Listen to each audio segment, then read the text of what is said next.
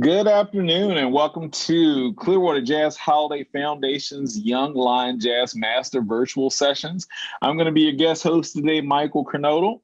Today's educator is Alejandro Arenas and the What I Love About series, which he's talking about, none other than John Patitucci. So just a reminder, participants are muted upon entry and during the master class. We appreciate your cooperation to remain muted for the courtesy of others. If you have any specific questions, please feel free to use the chat feature in the toolbar to ask a question, and the educators will try to reserve some time to answer questions.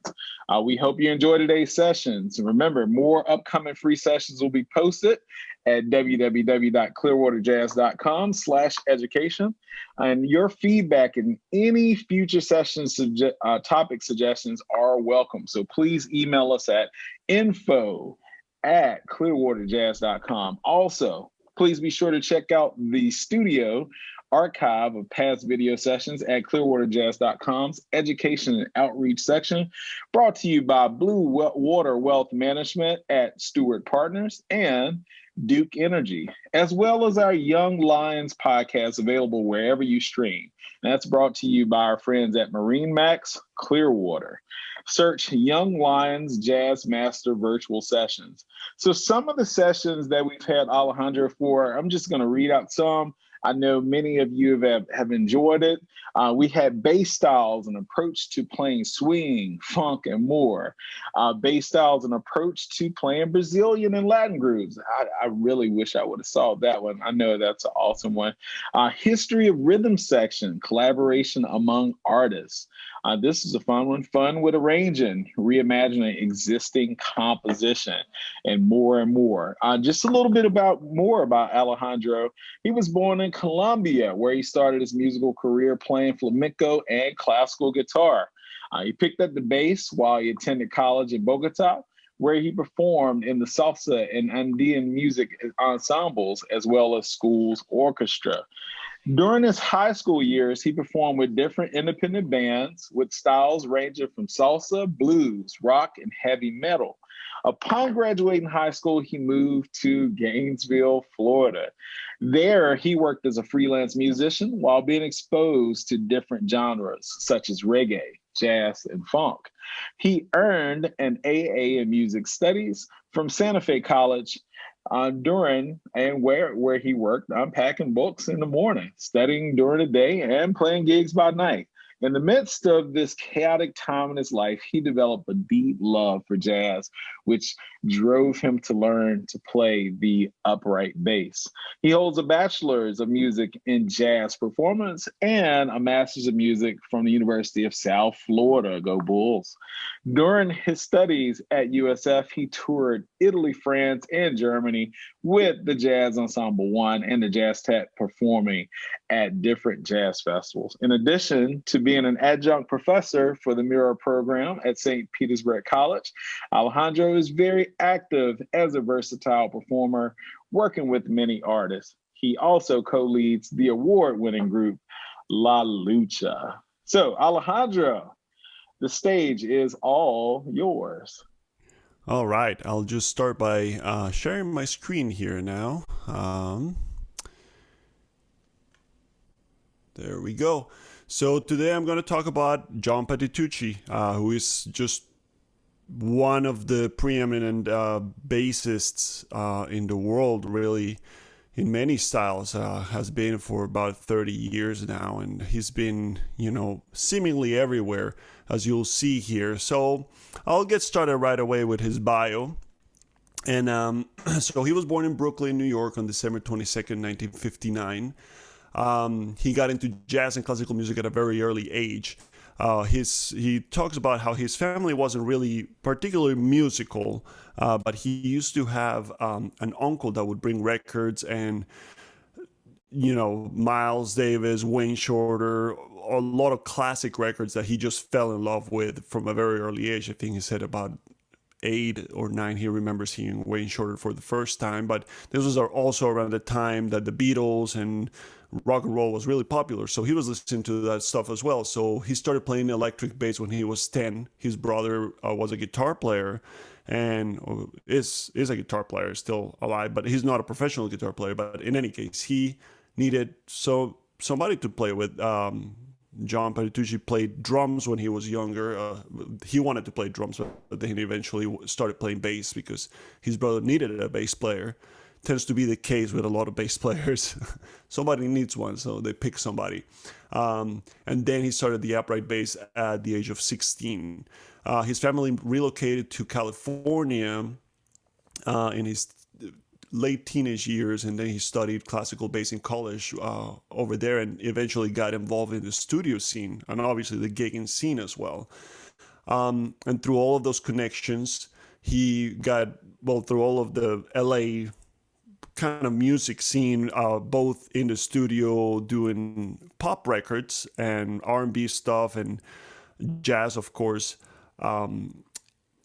and also soundtracks for movies. He got connected with Chick Corea, Herbie Hancock, Wayne Shorter, and a lot of other important figures in the jazz world that were either living in California at that time in LA or passing through a lot of the time. So in 1985, he started a long-standing association with Chick Corea, which really kind of put him at the forefront of, it was kind of one of the most prestigious jazz gigs in the world. And he was playing both electric and upright on that gig, and that really kind of showcased his talents.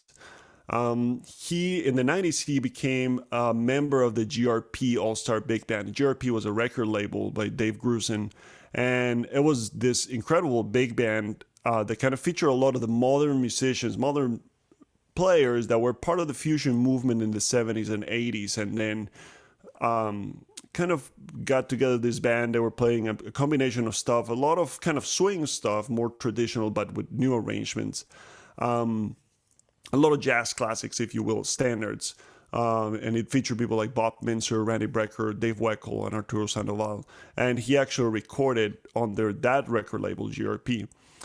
He has also been a member of the Wayne Shorter Quartet for many years. And this is perhaps his most different group that he plays with on a steady basis, because it's very interactive, kind of like everybody's composing on the spot. And it just, obviously features a lot of Wayne Shorter's compositions, but he likes them to really make up a lot of stuff on stage. So he has also, in addition to holding these high profile gigs, he has also recorded 14 albums as a leader to date, and many of them showcase his compositions. He's also been commissioned to write some stuff for orchestra. His wife is a cello player, and they perform together as well. And in addition to all this, he continues to be very in demand as a sideman and is involved a lot in music education, which I'll talk about a little bit more. So specifically what I love about John Patitucci and his playing and his philosophy, really, he is extremely versatile as a musician. He navigates a lot of different styles of music very well. Like I mentioned earlier, he started playing rock and roll and whatever was popular at the time in the late 60s, early 70s when he was growing up. But he was also very much into jazz and classical music. He's very proficient on upright bass and electric bass, which are very different instruments. They have the same role, but they really kind of they're played very differently. The technique is very different, and they each have strengths for something and another. But he really kind of blurs the line between the two. He's played a lot. He's very well known for playing on a 6-string electric bass, which I'll talk about in a little bit. But he has also had an ability to grow throughout the years, despite being very good or excellent early in his career. So he's not resting his laurels. He's always been evolving. He has been able to put a lot of recordings under his own name, even though he's one of the busiest sidemen in the world. And that's remarkable because that takes time. It takes time to be able to write the music, get the bands together and all that stuff between tours and all of this. So he really is in a wonderful spot of being able to do those things. And part of that is because of his adaptability.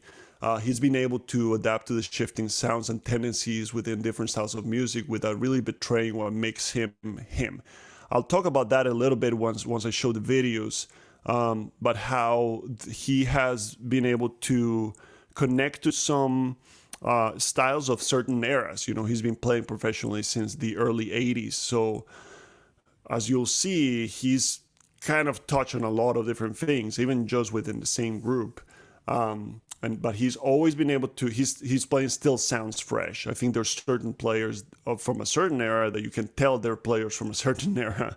Not that there's anything bad with that, but there's certain sounds, especially like the fusion era, where certain like effects were used on instruments or certain vocabulary evolved, and you hear some of those players that still kind of sound that way many years later. Not that there's anything wrong with that. That's who they are.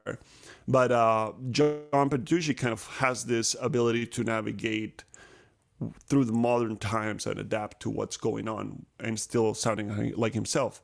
And then I love his eagerness to share his knowledge. He's not, there's plenty of educational material. He's put out different books. One early on about electric bass, and then he has a really nice book called 60 Melodic Etudes for Bass.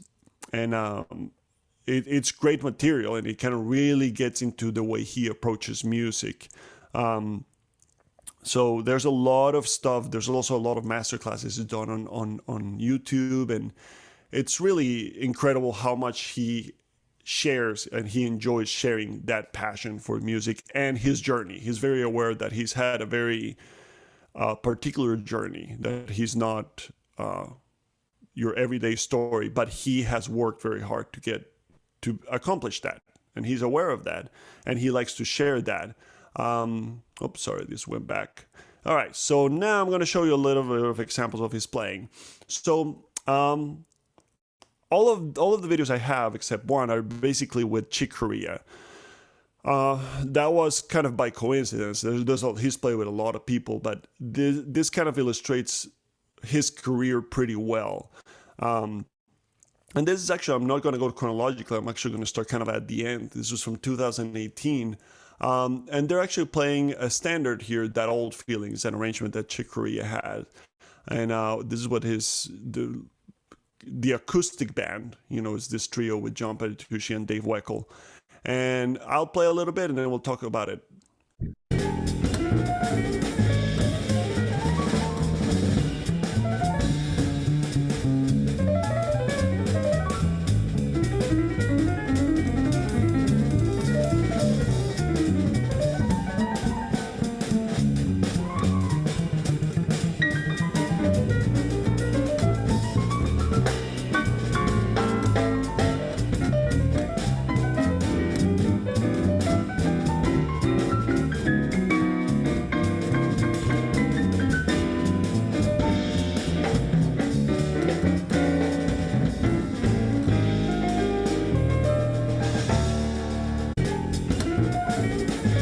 Went back to the beginning. Sorry, I meant to stop it right about the solo.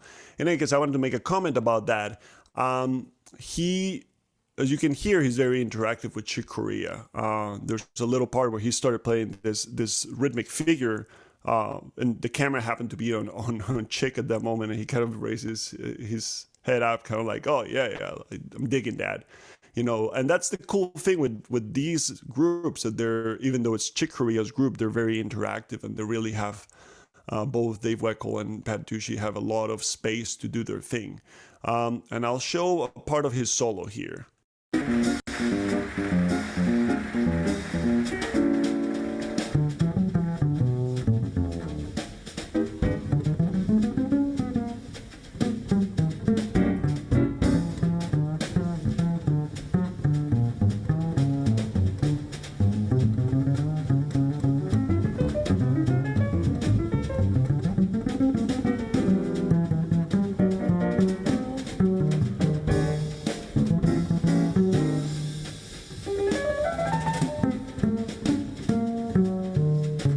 Thing I wanted to mention there really quick, Chick Corea has a very particular way of comping behind bass player solos.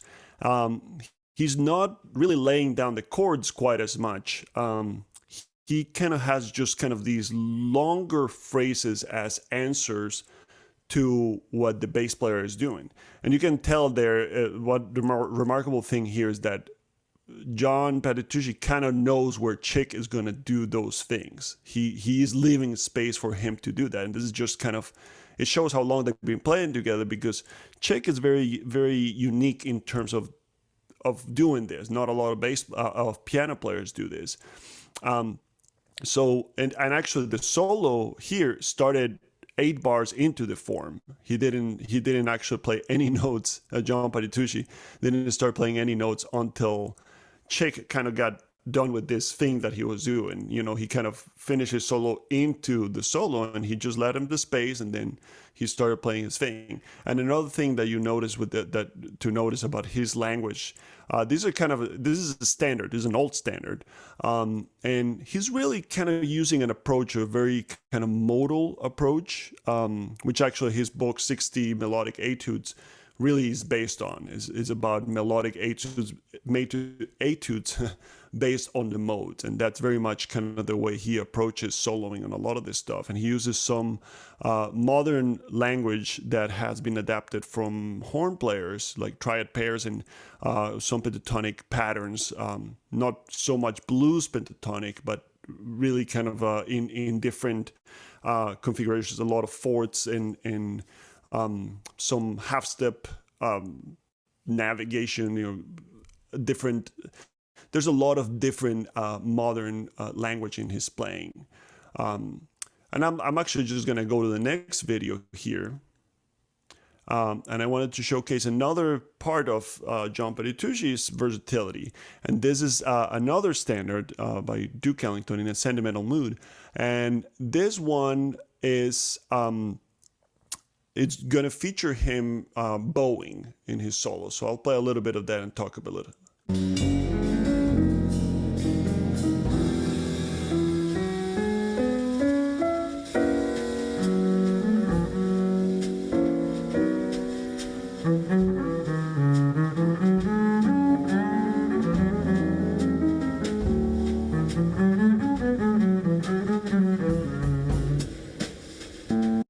And there, in that little lick that he played there, you can hear some of that pentatonic kind of sound, modal approach. He's kind of using that along with the melody. And I'll let it play a little bit more.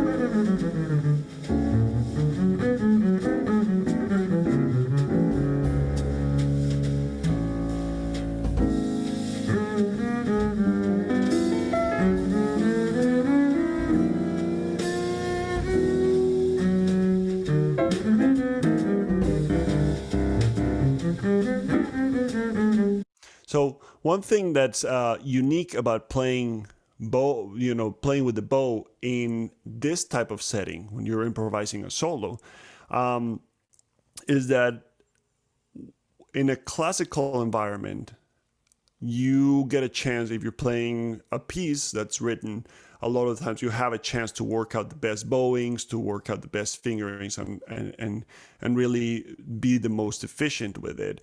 One of the difficult things about improvising with the bow is that you're improvising the bowings as well. You can do down bow, up bow, see what notes you're gonna, play staccato, what you're gonna be more legato with, and connect them with one bow, or there's a lot of different options, and being in the moment like that is kind of a difficult thing. Also, the sound changes remarkably, because for settings like this, most bass players use a pickup. If you can see the amp right behind him, it's a big amp, and the way the bow sounds with the pickups is usually very different than what it would sound like when you're playing live, like on amplified. the pickups tend to put a little front to the note, which can create a little bit of an artificial sound. It's not, it's hard to get a really pleasant sound with it, but I think, John does a really fantastic job of, especially in the higher register, he makes the bass speak really, really nicely in a live setting like this. And you can see how smooth he is with the bow, and obviously he's classically trained. And you'll also notice that on his solos, he tends to stay up in that mid to high register on the bass, because that's where he can be more melodic and really play a lot of the substitutions that I was talking about. Sorry, not substitutions, but a lot of the language that comes from horn players, which uses more upper extensions of chords, more altered extensions. Well, part of that, but some of the extensions can be altered, and some of the language can be a little bit more angular sounding. If you play it on the lower register of the bass, that stuff's not going to cut through as well, because basically if you're playing a flat 9 in the lower register of the bass, it just sounds like you're playing the wrong note up a half step from the root. So it's tricky. It's very tricky to be able to apply some of this language effectively on the bass. And you can see sometimes that Chick is actually playing some low notes to help with the delineation of some of the chord changes there too, which is a really cool thing. So I'll just move on here. And this next one gets into a completely different territory. This is back to 1986. First of all, I love the outfits that they have on this. It's just, it's funny to see how the fashion has changed. But also the sounds they're using. So this is the same band, basically, but with Scott Henderson on guitar. And this is Chick Corea's tune called Gotta Match. So I'll play it. I'll play some of it, and then I'll talk about it a bit.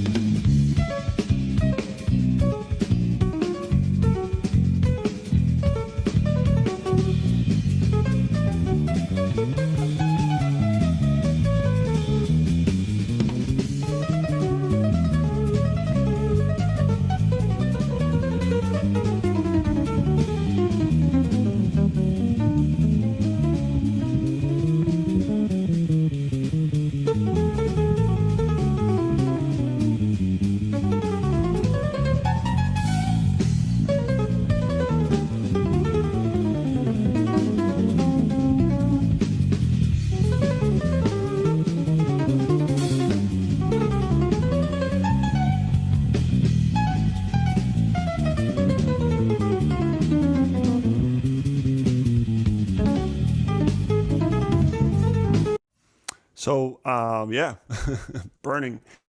That's so a couple of things I want to point out on this. He's playing a 6-string electric bass, as I mentioned at the top of the class.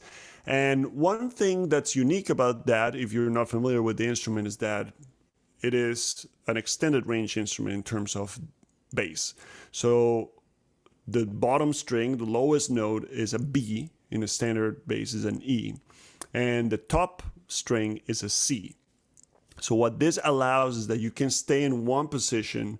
One of the main difference between electric and upright bass, just to, if you're not familiar with the difference, is that a lot of bass players use what's called the Cemental Technique on the upright bass, which uses only three fingers in the lower positions up until the octave, and it's really four fingers, but you're using these two fingers as one.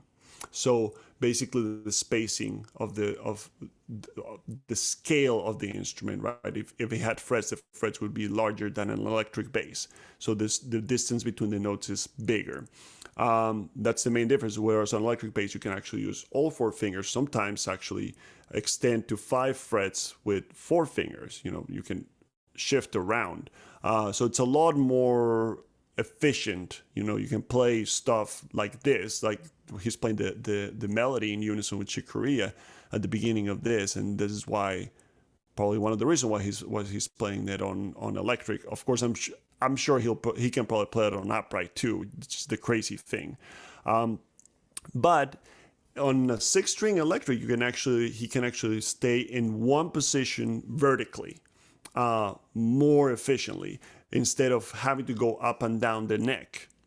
So now something I wanted to point out that he's doing when he's walking bass lines behind Chick's solo, is that he is kind of sticking to the range of a 4-string bass. So something to think about is that by this time in 1986, there were plenty of examples of recorded walking bass lines. Probably 99% of them played on a standard 4-string upright bass. Some of them on electric, of course, but most of the classic jazz recordings have a 4-string bass. So it's sticking within the range of a 4-string bass. Occasionally, this is in D minor, so occasionally he goes and plays a low D, but for the most part, he's not really using the extended range of the bass when he's walking, which is kind of cool, because that basically when he solos, then that allows him to play some of the upper range of the instrument and have it cut through. Kind of what I was saying about the upright bass. When he was soloing on some of the other videos, he's using the upper register of the bass, and he uses the 6-string electric in the same way. He tends to stay in the upper register of the instrument to solos. So it's kind of like he has 2 instruments in one. He stays in the lower register if necessary, not always, of course, but in this case, he does a really good job at being aware that he is playing a walking bass line on a 6-string electric bass. So he really kind of sticks to a more traditional sound.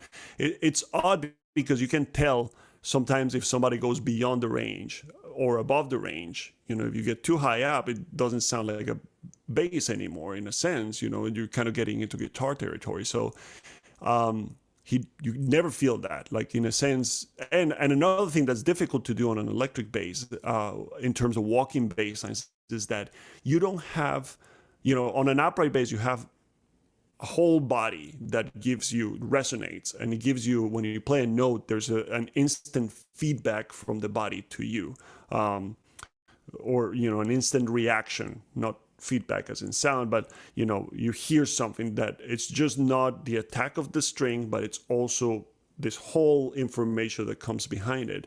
And what's difficult on electric is that you play like you're playing, basically you're getting the reaction of the string right away. You're not getting as much you're not getting body, pretty much, because it's just a solid piece of wood with pickups on it. So whatever note you're getting, whatever sound you're getting at that moment from the string. So it's difficult when you're trying to play a walking bass line, because you don't have that bounce, that natural kind of fullness of the upright bass. But he does a great job. So what happens sometimes is that certain things that are unique to jazz, like certain like skips, ta-kong, kong, kong, kong, some of those sounds can be exaggerated on the electric bass because it's a whole completely different feel. Also think about when on the upright bass, the fingerboard and the strings are curved in a sense. There's an angle so that you can play with the bow. If they were flat, like on an electric bass, you wouldn't be able to switch strings with the bow, because the bow is flat, so you need an angle in order to be able to shift around. to cross. In any case, so he's incredibly proficient on the 6-string electric bass, as you can hear on this. And it's great because he still sounds like himself. Now, the next video I'm going to show you is a kind of an interesting thing. In terms of his versatility and what I was talking about, how there's certain sounds from certain eras that, you know, I don't want to use the term dated, but I mean dated in a bad way. I want to use it like, okay, you hear a certain sound, it's like, okay, it's from this era. And this is a great example of this. This is the Chick Corea Electric Band, and a song called Beneath the Mask. And there's a lot, bands slightly different here. There's Frank Gambale on guitar and the addition of Eric Marienthal on alto saxophone. Oh, sorry. I meant to change this. I apologize. It's soprano saxophone. I didn't get to change it, so I apologize. He is playing a soprano. I'm aware of it. But what you're going to hear here, I just wanted to hear the groove of what they're playing.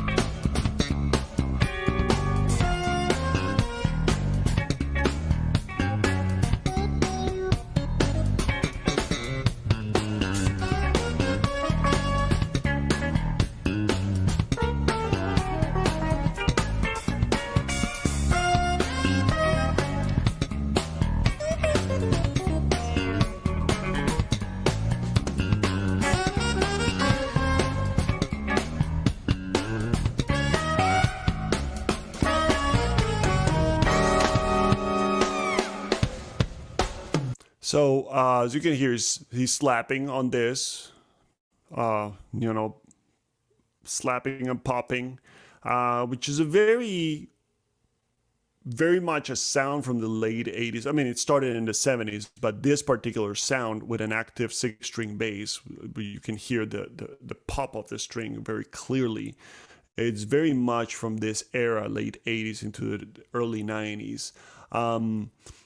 And it was a very much something that he was very good at. You know, it's not as used these days, you know, because it just kind of, the music has changed and it's just not used as much, you know.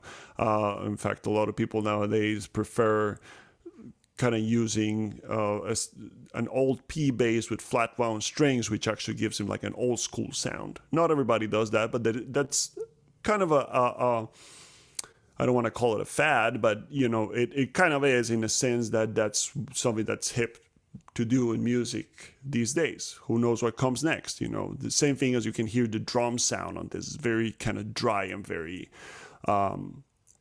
processed. And Dave Weckl, who was playing on the first, on all the videos really, but the first couple of videos were from just a couple of years ago, and he sounds very different in terms of the way he's tuning his drums, and actually had a smaller drum set and all of that. So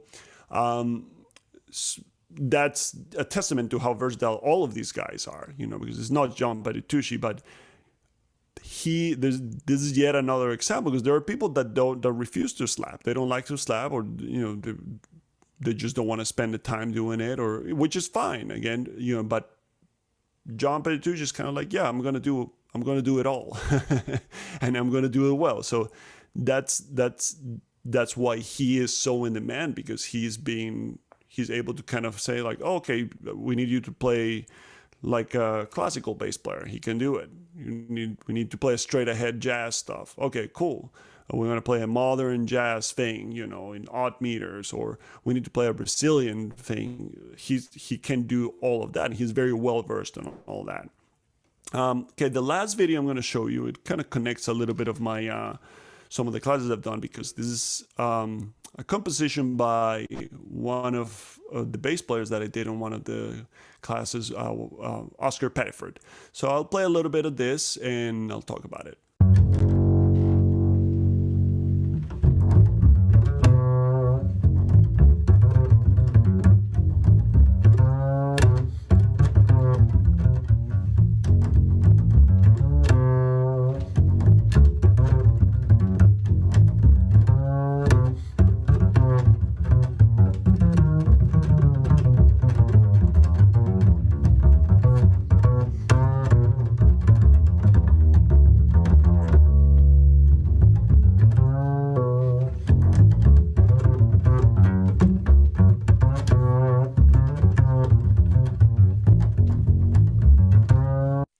So this is, again, it's by Oscar Pettiford, and John Patitucci does a wonderful solo version, as you heard. He recorded this a few years back in one of his albums. This is a more current version. I think it's from 4 or 5 years ago. I don't remember exactly, but first of all, his sound is just beautiful. You can hear it's just him in a room with a couple of mics, and it just sounds incredible, just full.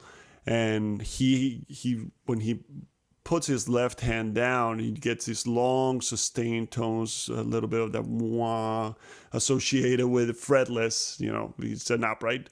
And the cool thing that he does on this is that the bridge on the song, it's an AIBA tune. On the bridge, he actually kind of plays something reminiscing of 26-2 by John Coltrane.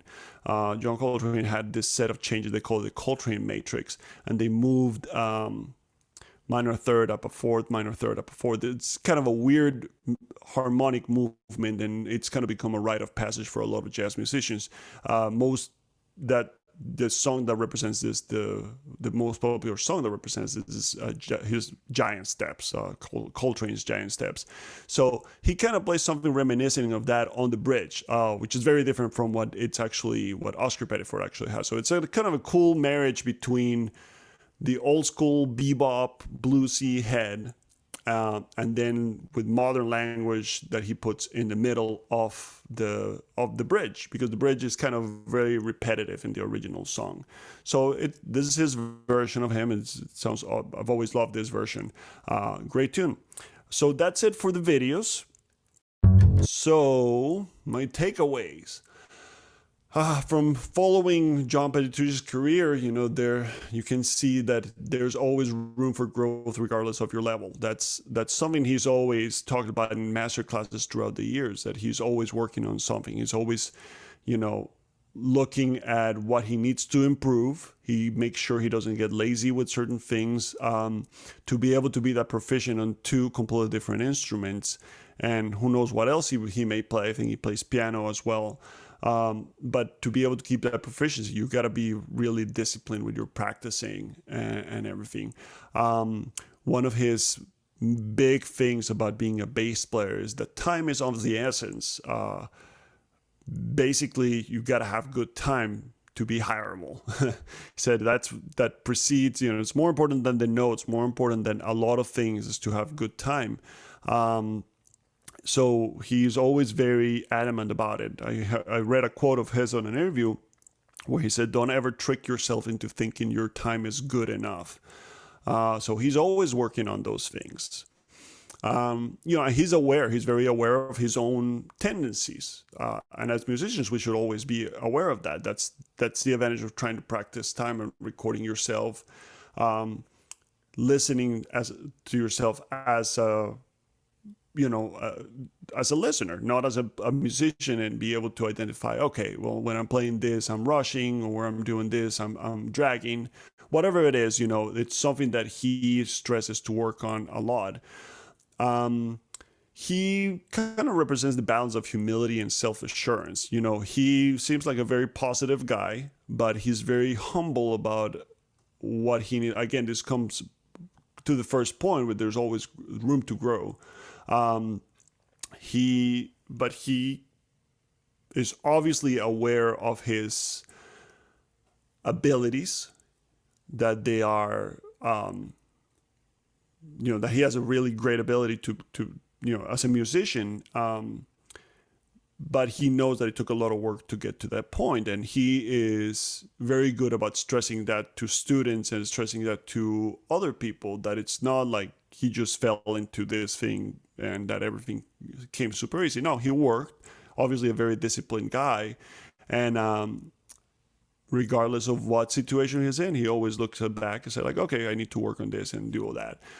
He stresses you need to learn to read music. That's something that is very useful. He said he couldn't have done a lot of gigs if he hadn't learned to read music. He started playing by ear, but then eventually when he started playing classical music, he had to really get good at reading. He's a very strong reader, from what I understand. So,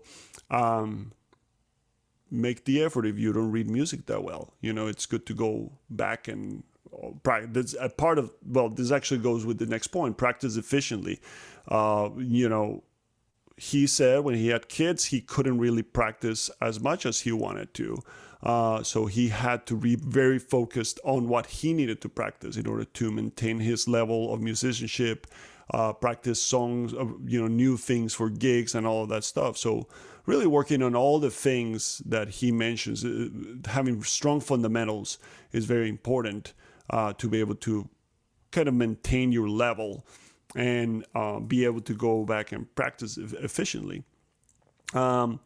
He says it's important to explore the upright bass from a classical perspective as well. He's classically trained, and of all the guys that I've presented so far, he's the only one that's classically trained. And he has very, very good technique, very kind of proper technique, if you want to say it that way. I hate using the term proper, but it is based on his classical perspective of having been able to do that. And the reason he stresses that is because he says, as long as you know, knowing the instrument allows you to be able to take that out of the equation if you're struggling with something. You know, knowing where everything is on the instrument, knowing your scales, knowing a lot of different things about the instrument. Like I said, your foundational things on the instrument allow you to open up, to create better music, to learn faster, and all of this. If you're struggling with the instrument itself, you know, it means that's to him what helped him was studying the instrument from a classical perspective. Plus,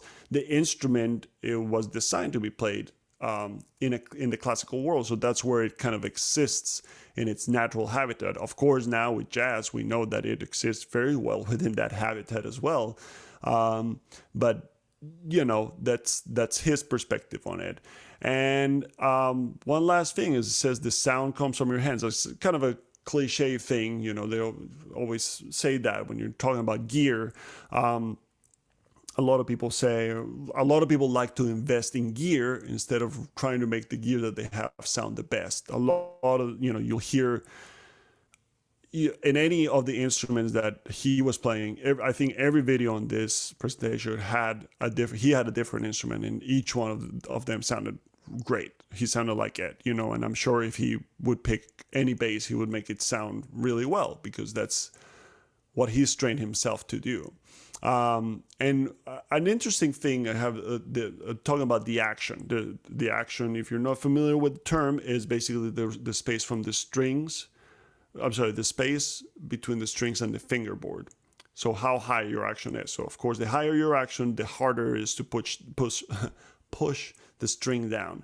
So playing fast passages is more difficult, and that's been one of the changes in technology with pickups on upright basses and all of that throughout the years, that have allowed bass players to play more, be more proficient, be more technically proficient.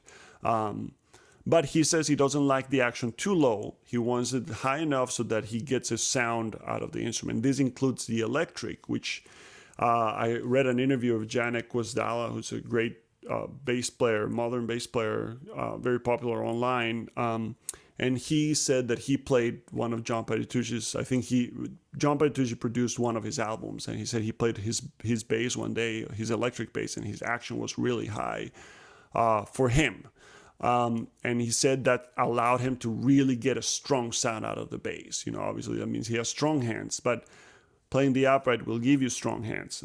So, that's John Patitucci. He's, you know, kind of the preeminent modern jazz bass player. You know, he's a guy that can navigate a lot of worlds, and you know, I'm thankful for all of the material he's put out there, educational material, and all of the music, great music he's recorded throughout the years. So go check out some of the stuff. There's a lot of stuff online about him, a lot of stuff. So there's plenty to study there.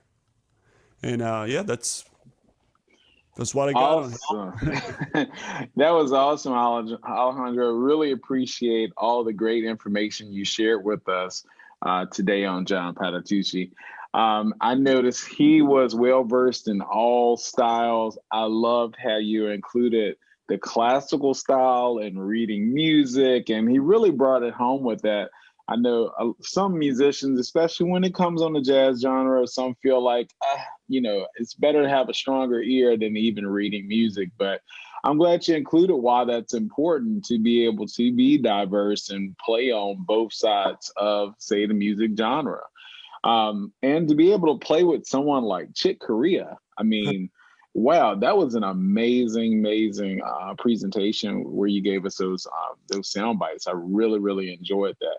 Now, which style or which instrument do you like his playing the most? Do you like when he's doing his electric, upright? When you're studying and listening to his styles, what are you most impressed about when it comes to him? Oh, man, it's I kind of go back and forth. I mean, the cool thing is that he is so well versed on both instruments that there's a lot of value in what he does on both instruments. The I love both instruments myself. I'm nowhere near as proficient as John Patitucci is on his. I wish to be, but he is. Very few people are, in fact. But the each instrument just opens the door to do something different. So like I love playing like funk stuff on the electric, but that's something that also sounds really cool on the upright, given the right setting. So another cool thing that he does on the electric sometimes, especially using the 6-string electric, is that he can play chordal stuff, so almost like a guitar, but the bass has a different tone because it kind of has this fuller sound, especially with him having a little bit higher action. He has a very full sound. He has and these days he's actually using a really cool hollow body, or what they call semi-hollow body, or I guess it's a hollow body, 6-string Yamaha bass, and basically it has a big body to it, and it's actually hollow, so you kind of get a little bit of the natural sound that you get with the app. It doesn't sound like an upright, but there's more to the body is producing a sound that is picked up by the pickups as well. So I kind of dig what he does on everything. There's a great album that he recorded with Brian Blade on drums and Joe Lovano on sax. It's just the three of them. There's no comping instruments. And he plays both instruments on that, and it's really cool to hear what he does with both instruments. But I really, whatever he plays, I just really, really dig it, regardless of the instrument. Awesome. So here's another question. For a beginner bass player, what recording would you recommend to them to listen to when it comes to maybe even trying to do some of his techniques, or just for some inspiration? Is there anything that pops out as far as any of John's recordings that you would say, all right, this is the one you really got to hear? This is the one you may want to try to pick up some of his licks. Is there anything that you would recommend for them? I'm forgetting the name of the album. I think it may be the acoustic band. He had with Dave Weckl and John Patitucci, with Chick Corea, by the way, had the acoustic band, which was usually with just the trio, just him and John and Dave. And then he had the electric band, which usually he expanded with a guitar player and sometimes a guitar player and a horn player. I personally really like the stuff that he does, the acoustic trio. I think that's the name of it, but they have a really cool version of Spain. The acoustic band, not the acoustic trio. Acoustic with a K, actually, at the end, after the A, not at the end. And I'll send some links that you can put once this video is posted. But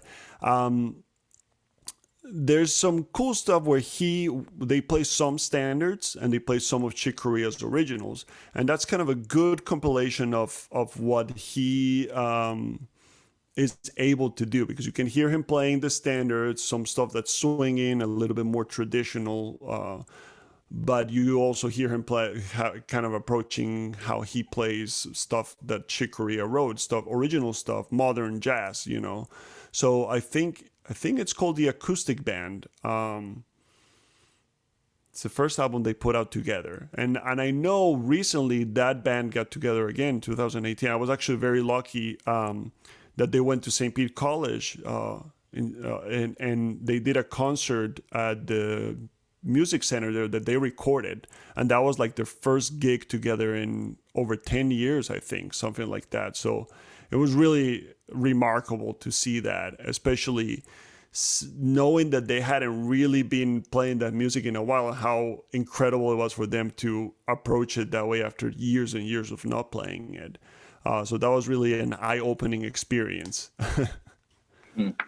Awesome. Well, we want to thank you again for sharing your research on John. And also, we want to remind everyone that if you enjoyed today's session, you can check out more free sessions at www.clearwaterjazz.com/education.